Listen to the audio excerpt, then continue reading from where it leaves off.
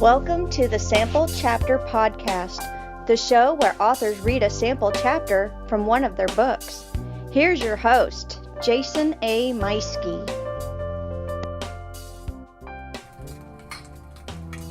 Come on in, have a seat, and make yourselves comfortable next to the fire. Keep yourself warm. This is another episode of the Sample Chapter Podcast. As the lovely lady said at the beginning, my name is Jason A. Meiske, and I am your host. This is the show where authors come and read a sample chapter from one of their published books.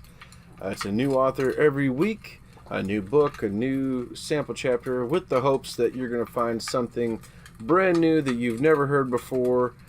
Maybe it's a new author, maybe it's a established author. Nevertheless, you're going to get something amazing every episode, and hopefully you find a book that you're going to love. That sound, I don't know if you can hear it or not, that sound in the background. The reason I invited you in to sit next to the fire is here in Missouri, where I am right now, it is currently about 9 degrees outside. We had yet another little cold snap and another winter storm came through, and right now it's about 9 degrees outside. I am in between projects at my house and realized, you know what, if I don't get this episode done now, I'm afraid I may not get time later, and I don't want to wait till the last minute. So I forgot to turn on my space heater and warm up my office, and it's currently 51 in my office, and I'm bundled up.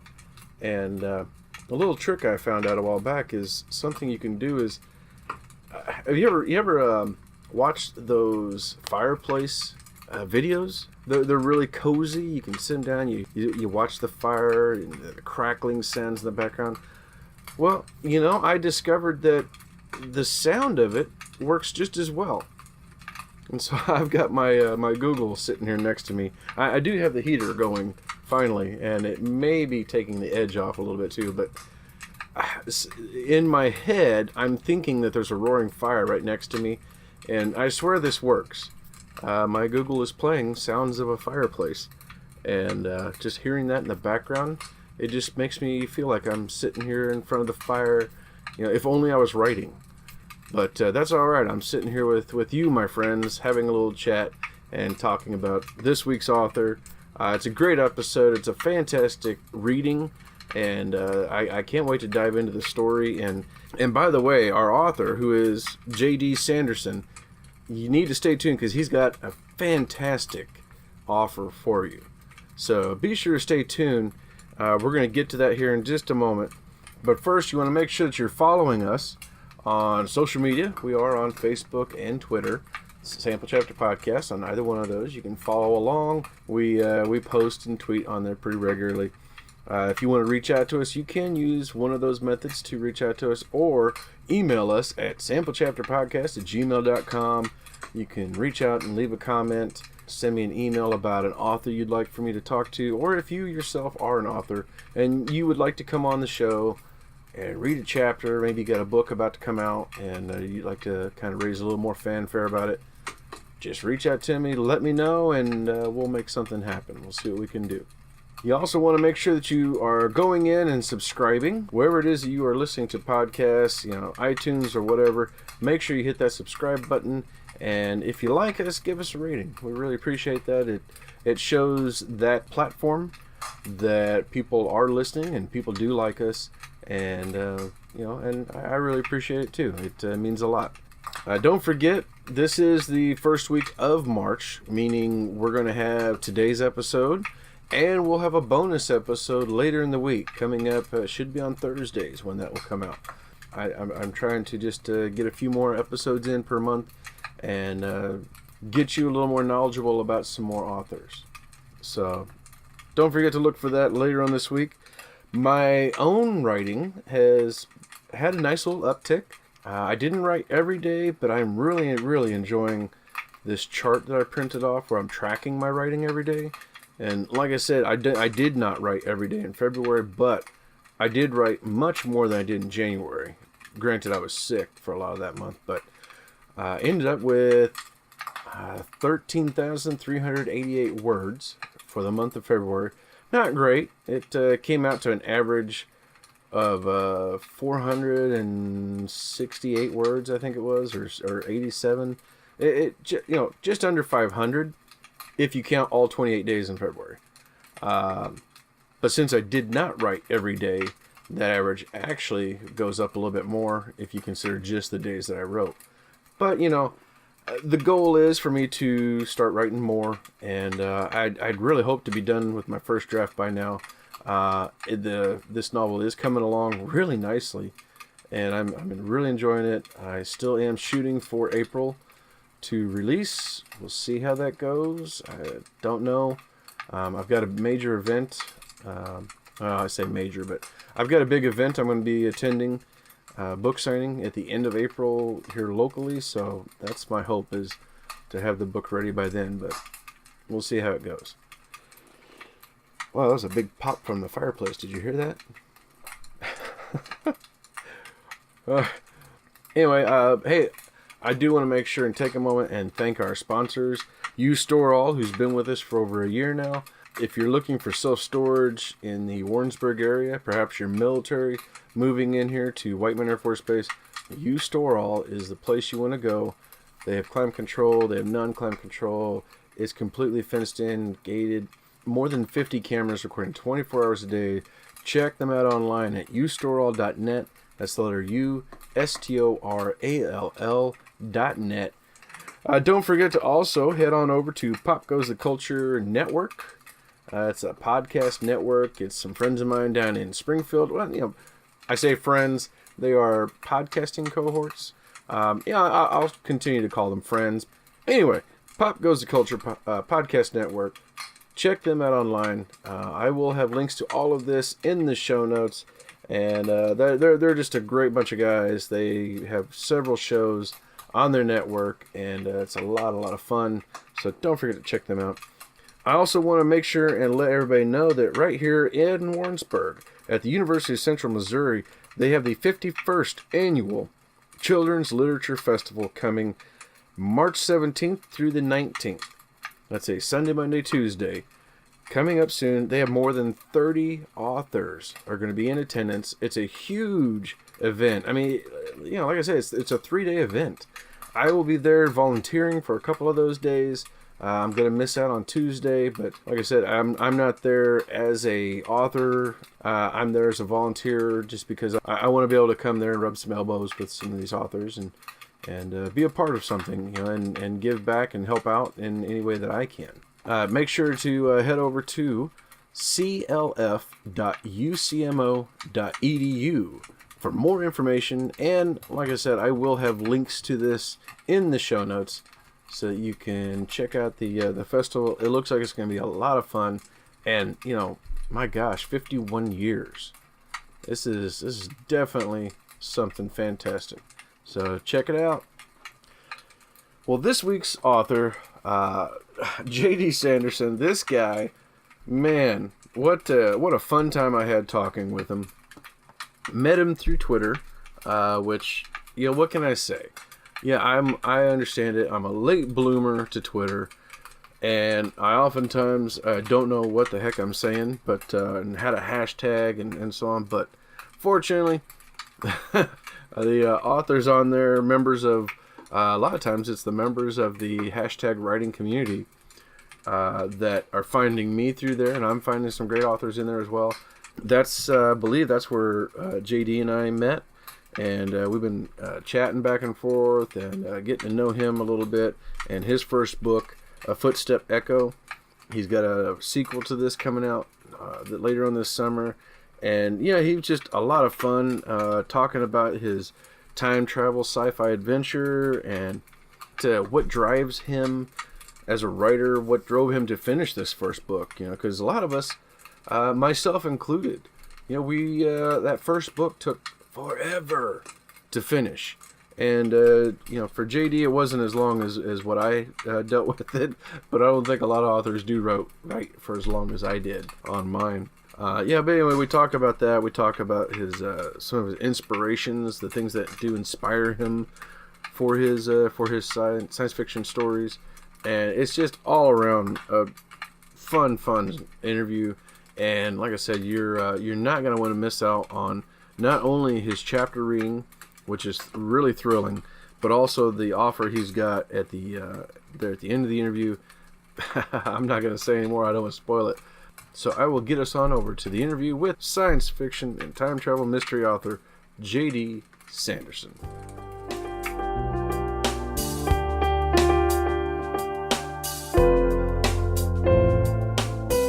Welcome back, my friends. It is another episode of the Sample Chapter Podcast, and today we're having a nice little sit-down with sci-fi writer out of South Dakota, talking with J.D. Sanderson. J.D., welcome to the show, my friend. Hey, how you doing, sir? Thank you for having me on. I appreciate it. It's my pleasure, and by all means, just call me Jason. No sirs here, so. All right, Jason. Hey, tell us a little bit about yourself. Well, I'm 36 years old. I live in central South Dakota with my wife, my baby daughter, and a little spunky miniature poodle. And I'm fortunate enough where I get to write every day for my job. And about 2 years ago almost, I decided to start writing a book. And that's the book called A Footstep Echo, which is the one I'm going to read today. And I'm proud of it, and I have a sequel coming out soon, so I'm happy to be able to share it with you guys. I'm a lifelong fan of sci-fi and mystery, which is what I always try and blend together whenever I write. Very nice. Very cool. Now, and you've been interested in writing for a long, or you say you write for your day job. So, yeah, I'm a web content writer. Oh, okay. Very cool. Now, have you always wanted to write novels? Yeah, I actually wanted to write my first novel at 15, and that didn't happen. I finally started writing my first novel at about 34. I was really inspired by this TV show I had seen called The OA on Netflix. It was really trippy, character-driven, small-scale sci-fi show, and I was like, that is exactly the kind of story I want to tell in book form. So I literally just grabbed my keyboard like a couple days later after I had an idea and just wung it. And then a year later, I had a finished book. Wow. That's really something. So now what do you think it was that drove you to do that? Because from what I've read before about you, it sounded like you were kind of doing like a lot of us writers do. We're bouncing around ideas, we're starting a book and stopping, but then like I guess the show, is that what you think finally drove you to finish a book? Well, it's because of the fact it was so original. And, originality is something you just don't find that much of. Everything is kind of borrowed from something else. And this was a really original concept. And I had started probably 10 books, over the course of like almost 19 years. Oh, yeah. And I had abandoned all of them about 50 pages in. I was like, this is too much Doctor Who. This is too much Star Trek. I can't do military science fiction, blah. So I just quit all of them. And then when I did this one, I was like, I want to do something that original. So I literally sat down every night and said, okay, I don't care what it is, but I'm going to write something I haven't seen before, or I haven't read before.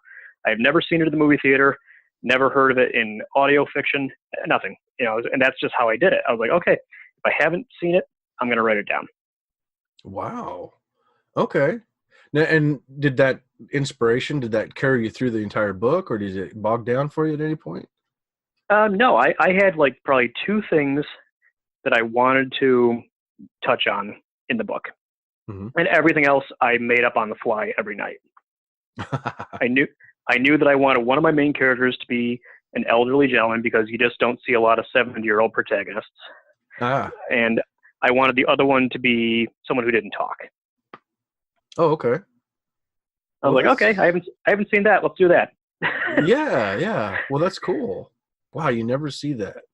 And until you said that, it kind of hit me. I was like, wow, you know what? You're right. That's something you just don't see very often. Yeah. And one of the things I'm most proud of with the book is, even people who have read it and said, you know what, it's not really my taste.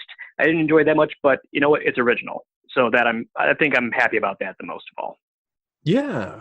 Well, yeah, that's really something, and to have a compliment like that. So, and it's something that'll stick in people's mind, and a year later they can be like, you know what, I need to reread that because it's still in the back of your mind, chewing on those nerve endings, going like, yeah, footstep echo. It's an echo. Exactly. I see what you did there.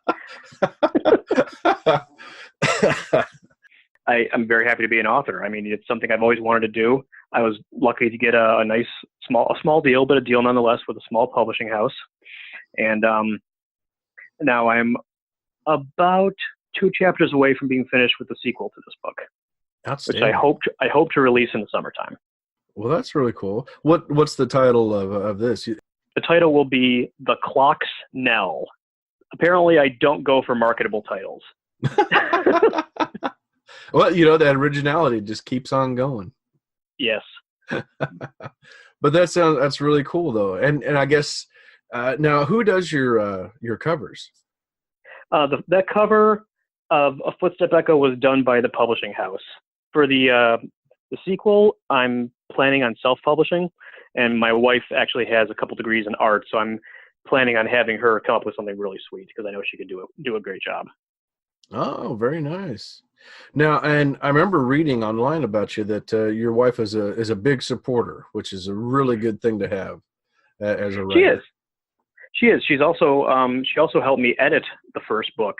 She spent about a month when she was pregnant with our daughter and just reading, and she caught stuff that I had not even thought of. You know, because when you're reading something, you know this, when you're reading and you're looking at stuff over and over again, you start to glaze over. Yeah.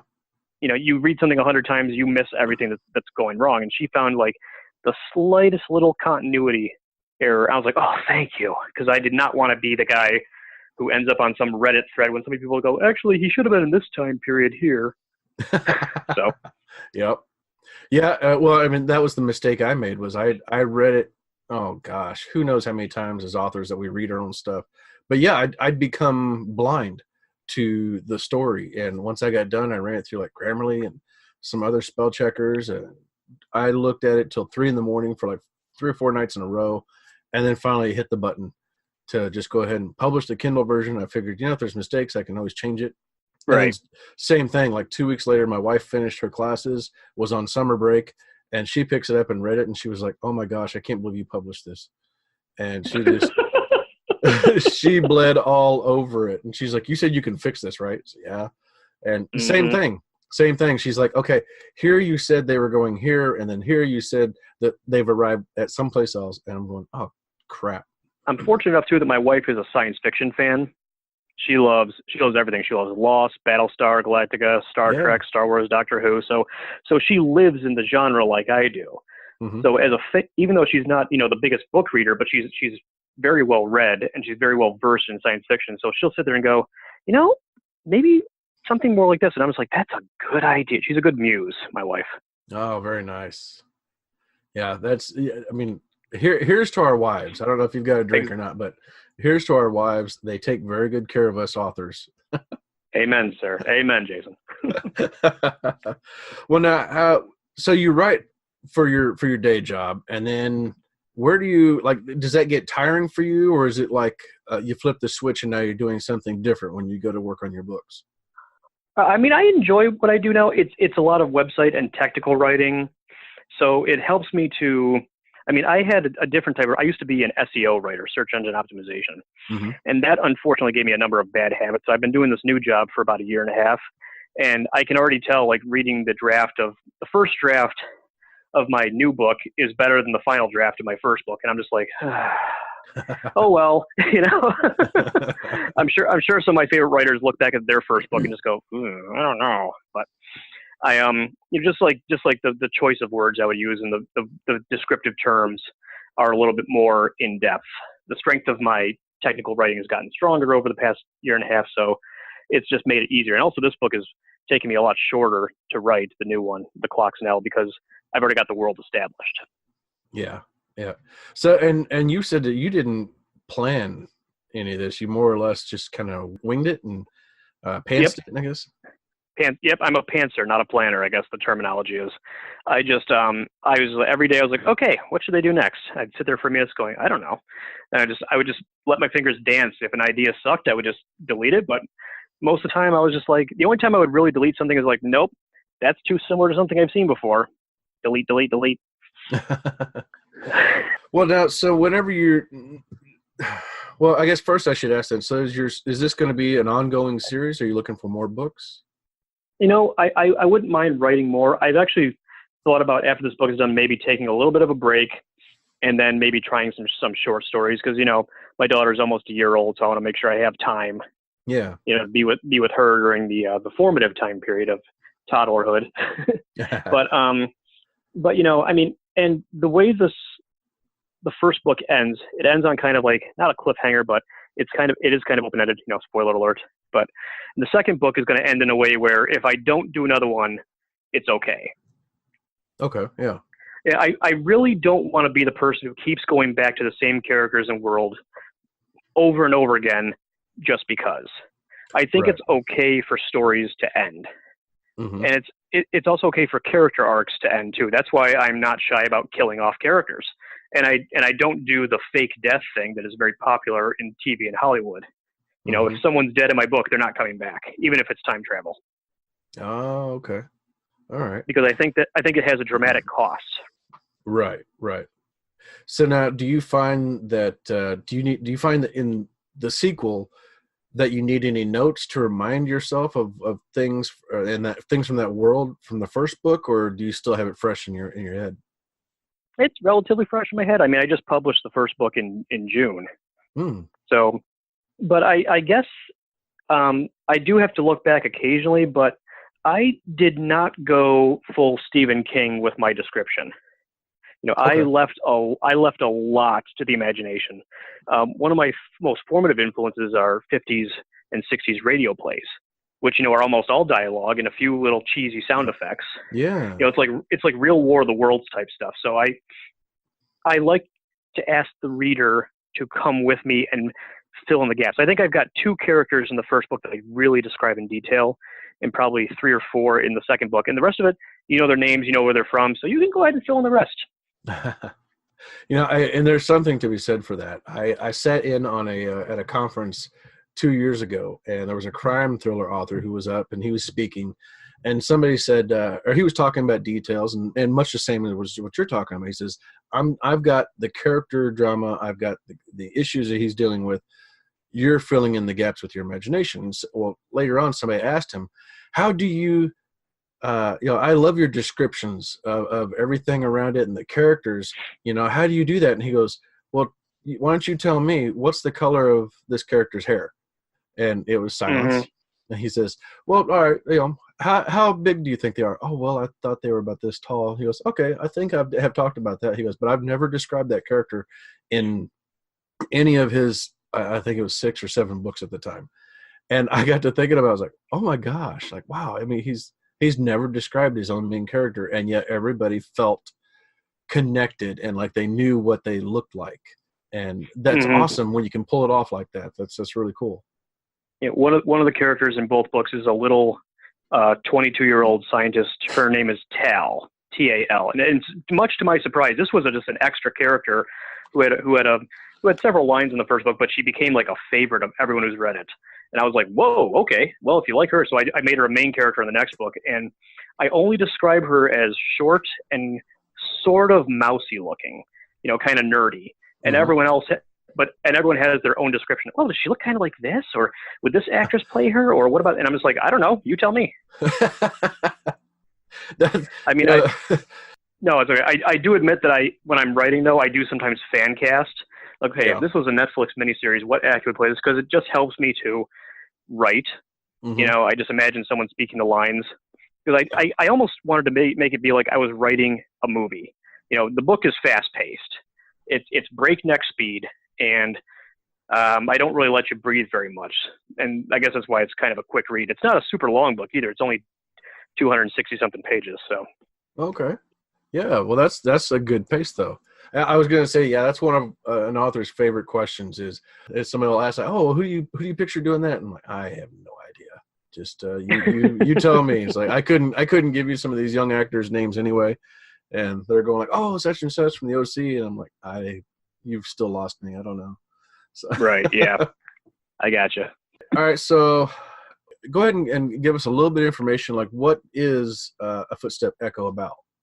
Okay, well, it's the story of this. It starts off the story of this old man. His name is Bernard Abbey, and his life is just kind of the way a lot of people nowadays who are elderly can kind of relate to. His job, He worked at a newspaper for most of his life, but, the internet and automation took that away from him. So he had to retire before he wanted to. His wife is dead. He's a widower. His dog ran away years ago, so he's lonely. He sits in his room looking at pictures of his wife and dog and reading his favorite books over and over again. He has a part-time job just to pay the bills at the library. And, one day his life is saved by a young redheaded girl with kind of this I imagine her with a pixie cut, and she's wearing an oversized black leather jacket, and she saves him from getting killed by a bunch of street criminals by knocking him into another time. And before he can realize what's happening, he's like, this girl can't talk. She can't tell me where she's from. She can't tell me who she is. She can't tell me how she can travel like this. And then he realizes she also can't tell him what is chasing her. Oh. So now he's just like, look, I'm just an old man. I'm not built for that. I mean, he's kind of a dreamer. He's of the right age where he would have grown up watching the Apollo moon landings and the original Star Trek run. This is something he would have loved to have seen, but not at this age. Right. And as she takes him back and forth across time, they cross paths with several strangers who claim to know something about his new friend. Each of them has a different take on her origin. One person says she's this, the other person says she's this. And he doesn't know. He doesn't know who's telling the truth or whatever. And the only thing he comes to know is that somehow this girl's carrying some kind of secret that's really intricately tied to the future of humanity, which is actually, in my book, very idyllic and very optimistic. I'm so sick of dystopian and doom and gloom futures. So I wanted to show that we actually make it as a species. And all of that is just the first third of the book. Then it all falls off a cliff. Oh, wow. Well, this sounds amazing, man. Thank you.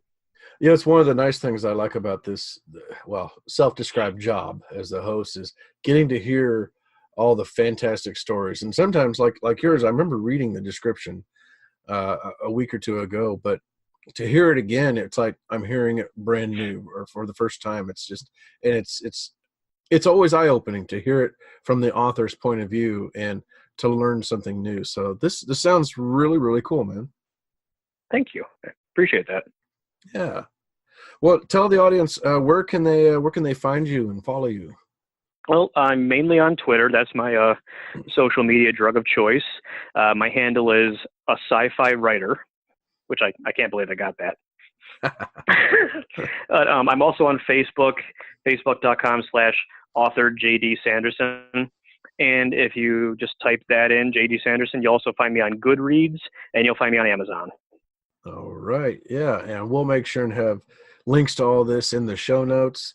And also this should be airing on March 5th. And you have a special announcement you're wanting to make. Yeah. March 5th is when my book will be free for 5 days. From March 5th to March 9th, it'll be free download for all Kindle people, whether you have Kindle Unlimited or not.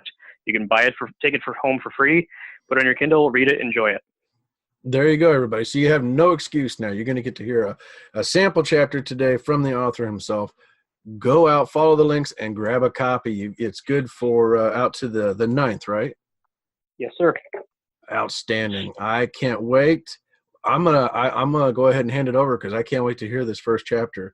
Thank you so much for coming on the show, JD. And ladies and gentlemen, JD Sanderson with A Footstep Echo. Chapter 1, Panic. A pair of hands slowly pushed the heavy metallic door open, allowing thick black smoke to billow out along the hallway floor. A few minutes ago, the inside of the room had been filled with the sounds of music and laughter. Now the only sound coming from behind the door were a blaring alarm and the crackling of fire. The door began to close as the person who opened it started running down the dark hallway, eyes wide with panic as they reached out to feel the walls. The blast had interrupted the power flow. The emergency lights flickered on, bathing everything in a dull red glow. Turning around, the individual saw a figure standing at the door, waving and yelling frantically. The blaring alarms made it nearly impossible to make out what they were saying from the other end of the hallway. It was made all the worse by the dull, loud drone inside her head, a result of concussive force they felt when the blast had gone off. She dropped to her knees and grabbed the side of her head in pain. The explosion had destroyed much of the large meeting area where everyone had been gathered. A young man and woman crawled out from behind the splintered remains of a conference table towards the center of the room. They looked to see another woman's broken body lying under a pile of smoldering wreckage. The young woman started to crawl towards the motionless figure, calling out to her between tears. She reached for her friend's arm, pleading for her to wake up. Her male companion grabbed her before she could touch the girl. "Watch out," he shouted. He pulled her away just in time to prevent her from being smashed by a beam that fell from the ceiling. It dropped straight onto the mess of burned computers and furniture.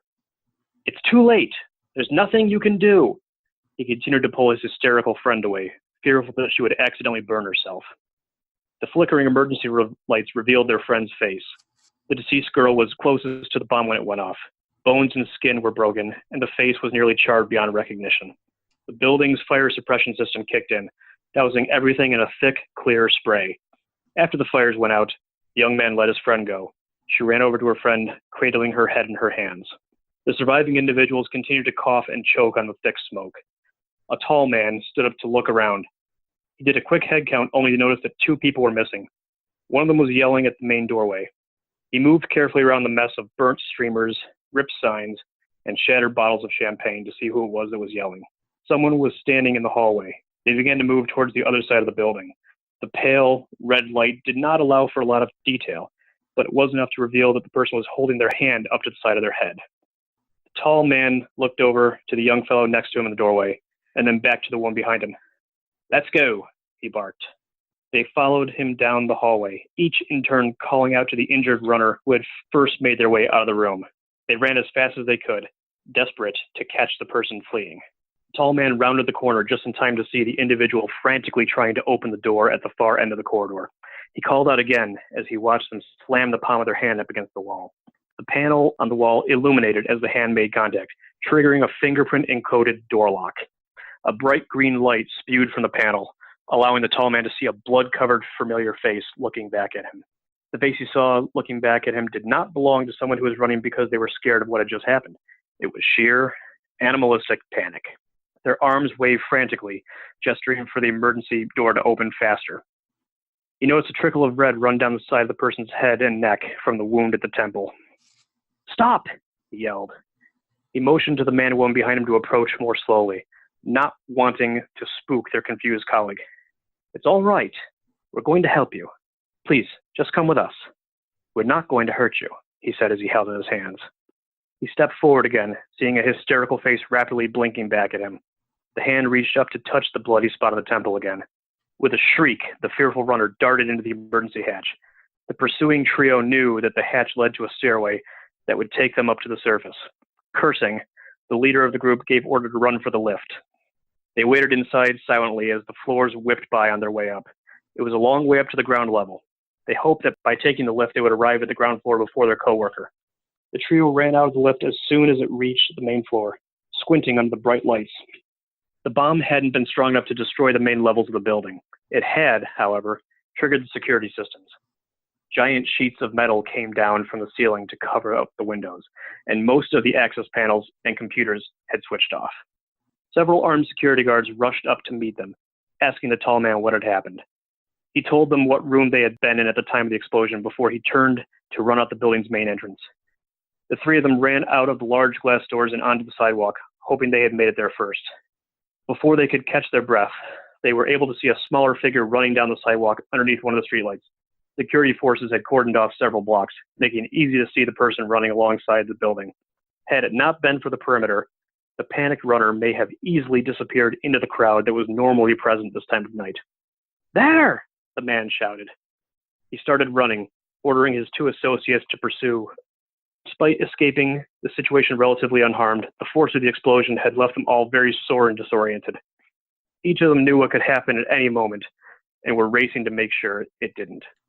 The panicking runner slammed into a soldier who had seen the chase and attempted to intervene. The man went sprawling onto the ground. The pursuing party jumped over his body as they ran down the walkway. The terrified soul wiped away another trickle of blood before darting around a corner. The taller man and his friends yelled out again, desperate to get there in time. The 3 of them rounded the corner, reaching a dead end. There was no place to hide and nothing to climb on. The bomb had triggered the security floodlights, which continuously swept the courtyard of their buildings. Breathing heavily, he quickly looked back at his two subordinates before facing forward again. Each of them realized that they were too late, and the person they had been chasing had vanished. The leader spoke in a tone weighed heavy by consternation and dismay as he stared at the empty space in front of them. Oh my God.